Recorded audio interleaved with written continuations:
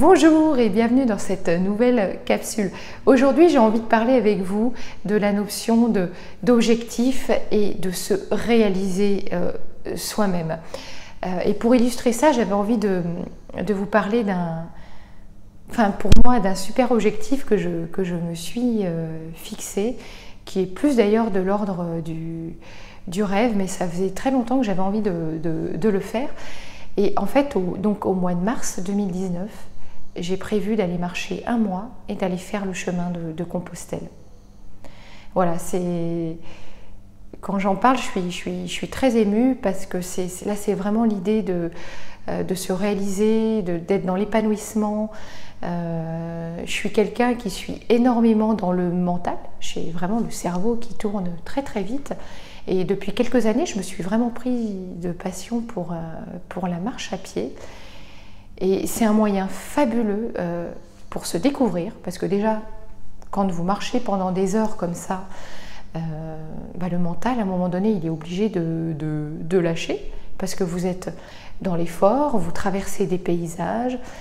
Il peut y avoir un petit peu de douleur aussi, parce que quand on marche pendant longtemps, ça peut amener aussi quelques douleurs physiques, mais qui sont normales et naturelles, et que très vite, on oublie d'ailleurs, tellement on prend du plaisir finalement à marcher, à découvrir, et ça permet de très très belles remises en question. Voilà, donc j'avais envie de partager ça avec vous, tout simplement pour vous dire que dans la vie, avoir une vision et des objectifs, ça nous permet de nous réaliser et d'aller vers plus d'épanouissement personnel. Si vous vivez une vie comme ça, sans objectif, vous n'avez aucune raison de vous réaliser finalement, et vous êtes toujours, vous vivez pas, vous êtes dans une forme de survie, et c'est difficile de s'épanouir si on n'a pas une vision, si on ne cherche pas un petit peu quelle est notre mission de vie, les choses sur lesquelles on a envie de se réaliser. Donc je trouve cette notion très importante. Après, il ne s'agit pas non plus d'oublier de vivre l'instant présent. On confond un peu trop souvent le fait d'avoir des objectifs et de vivre l'instant présent. C'est hyper important aussi de vivre l'instant présent, d'être pas toujours dans le calcul de ce qu'on va faire. Par contre, moi, ce que je veux vraiment évoquer avec vous, c'est plutôt cette notion d'avoir une vraie vision de ce que vous avez envie d'accomplir dans votre vie. Et après, donnez-vous des objectifs à court, moyen et long terme. Alors, il ne s'agit pas non plus de courir plusieurs lièvres à la fois, parce qu'au bout d'un moment, on finit par procrastiner. Si on a trop d'objectifs en même temps, finalement, on ne sait plus par lequel commencer vraiment, et finalement, on ne fait rien. Mais pas plus de 3 objectifs à la fois, et travaillez vraiment dessus.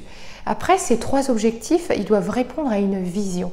Quand je parle de vision, c'est pas forcément la vision professionnelle, mais c'est plutôt la vision de ce que vous avez envie de réaliser dans votre vie à tous les niveaux.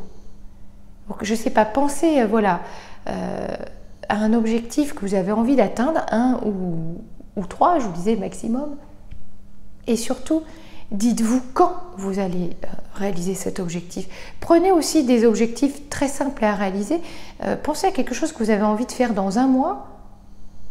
Notez-le et engagez-vous à le faire.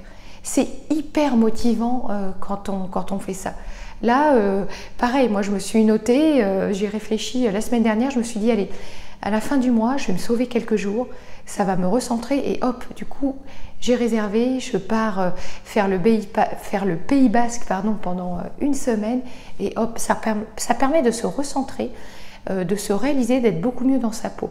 Si on n'a pas d'objectif, encore une fois, je le dis, on navigue sans cap, et finalement, on se perd.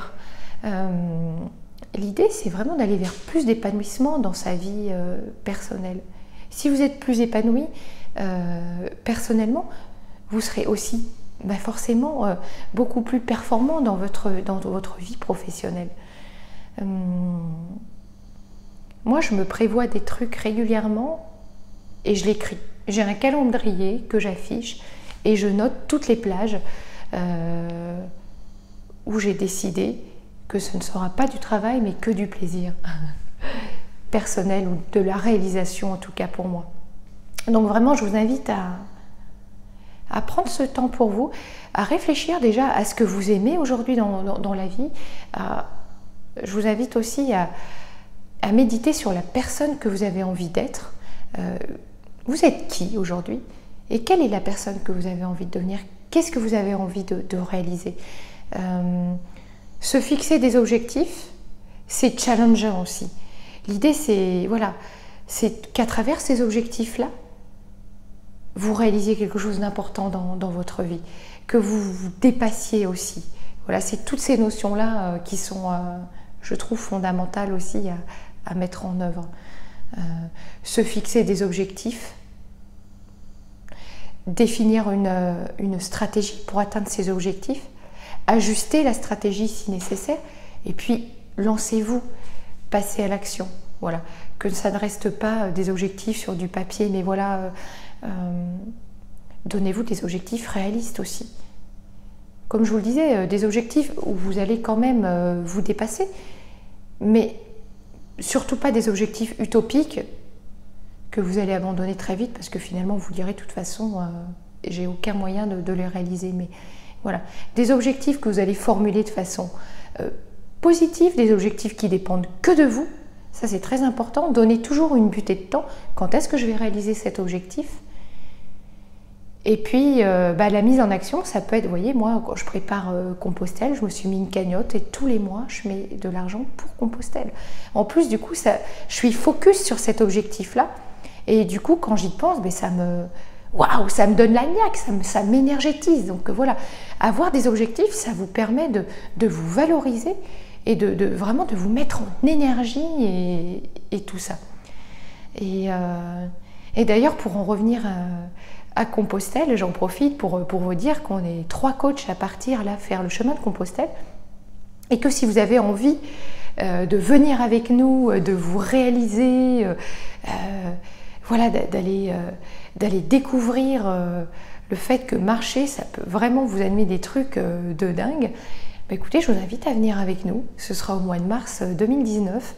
On va en reparler de toute façon régulièrement. Mais voilà, en plus, quand on est en groupe, on progresse vachement plus vite et on va beaucoup plus loin que ce qu'on peut imaginer. Voilà, je vous dis à très très vite. Je vous remercie de m'avoir écouté. Écoutez, pareil, je vous invite à liker cette vidéo, à la partager. Dites-moi ce que vous pensez du fait de marcher et d'aller faire le chemin de Compostelle comme ça.